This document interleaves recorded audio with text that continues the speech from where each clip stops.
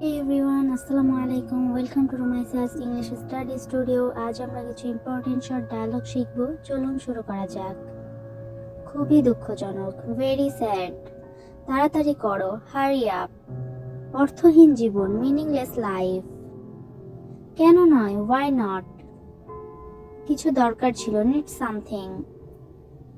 চিরদিনের জন্য হাসি, স্মাইল ফর এভার। এখন কেন নয়, ওয়াই নট নাও।